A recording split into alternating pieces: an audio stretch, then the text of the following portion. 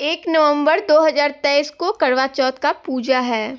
पूजा में क्या क्या चीज़ें जो है वो बिल्कुल ही हमारे पास होनी चाहिए और किस तरीके से पूजा करनी चाहिए। हमारे शास्त्रों में कहा गया है जब आप अकेले पूजा करें तो तुलसी के पेड़ के पास कथा जो है वो बोलनी चाहिए, क्योंकि तुलसी में जीवन होता है। वो हमारी कथा जो है वो सुनते हैं।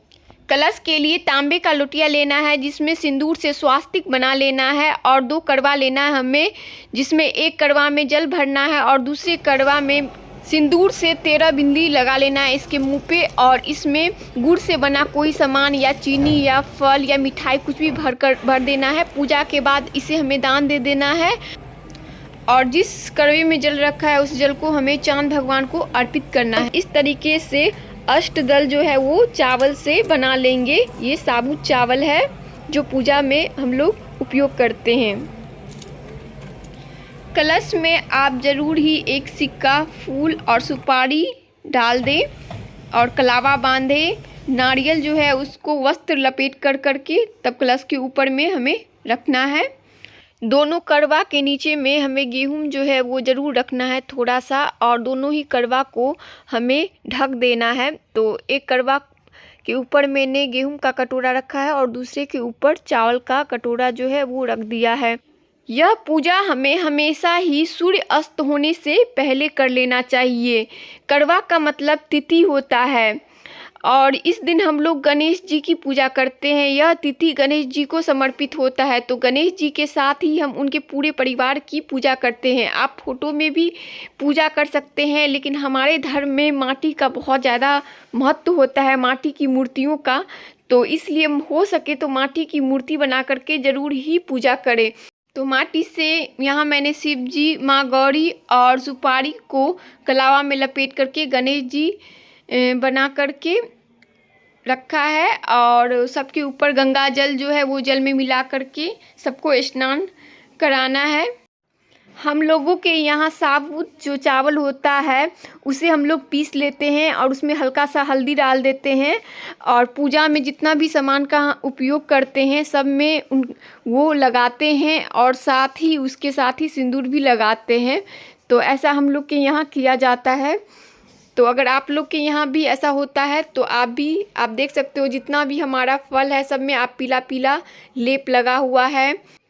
और हमें प्रसाद में घर पे ज़रूर ही कुछ बनाना चाहिए, जैसे कि मैदे की पूरी और खीर मैंने बनाया है। आप गुड़ से भी कोई सामान बना करके चढ़ा सकते हैं।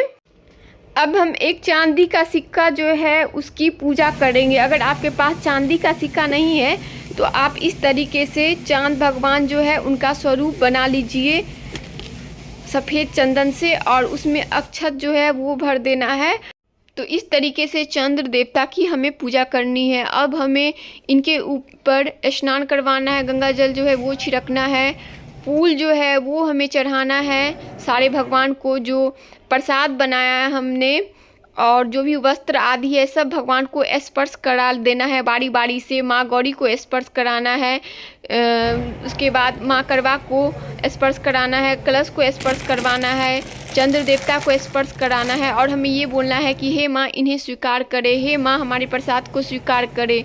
शिव जी को बेलपत्र बहुत ही प्रिय होता है तो मैं शिव जी को बेलपत्र चढ़ाऊंगी और गणेश जी को दुब्बी बहुत ही प्रिय होता है तो गणेश जी को दुब्बी चढ़ाना है। गणेश जी को तिल, जौ, जनेऊ, पान का पत्ता जो है वो चढ़ाना है, क्योंकि जो भगवान को जो प्रिय होता है अगर वो चीज़ हमारे पास है तो वो हमें ज़रूर ही भगवान को चढ़ाना चाहिए। तो इस तरीके से आप गणेश जी की पूजा करें और पान के पत्ते में लौंग और इलायची डाल करके सभी भगवान को चढ़ाना है। इससे भगवान काफ़ी प्रसन्न होते हैं। कुछ लोग क्या करते हैं, करवा चौथ व्रत कथा में 4 कहानियाँ होती हैं लेकिन वो सिर्फ एक ही कहानी सुनते हैं, लेकिन हमें चारों कहानी आज के दिन सुनना होता है। तो 4 कहानियाँ ही हमें सुनना है आज के दिन। और जब हम लोग कथा सुनते हैं तो उस वक्त हमें अपने हाथ में एक सिक्का रखना है, फूल रखना है और अक्षत रखना है।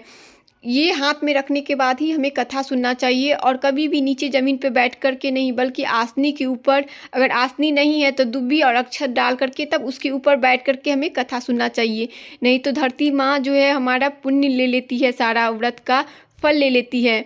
तो इस तरीके से हमें कथा सुनना है और चारों कथा जब हम लोग सुन लेंगे तो वो जो सिक्का है वो भगवान को अक्षत सिक्का और ये फूल हम लोग भगवान को, माँ करवा को चढ़ा देंगे और भगवान की आरती करेंगे।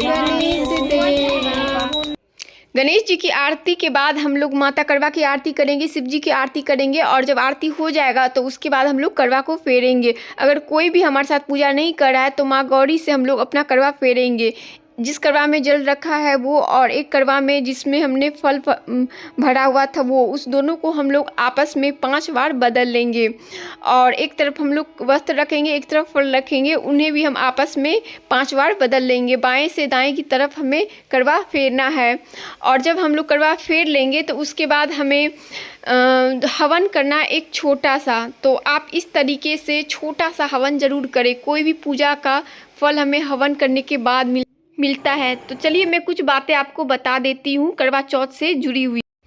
करवा चौथ के दिन भले ही आप नमकीन खाना खाएं लेकिन लहसुन प्याज बिल्कुल भी नहीं खाना चाहिए। और करवा चौथ के दिन सुबह में 4 बजे उठ करके स्नान करने के बाद हमें मीठा खाना ज़रूर खाना चाहिए, या तो खीर या तो मिठाइयाँ, और व्रत का संकल्प लेना चाहिए। और करवा चौथ से एक दिन पहले भी हमें लहसुन प्याज वाला खाना बिल्कुल नहीं खाना चाहिए।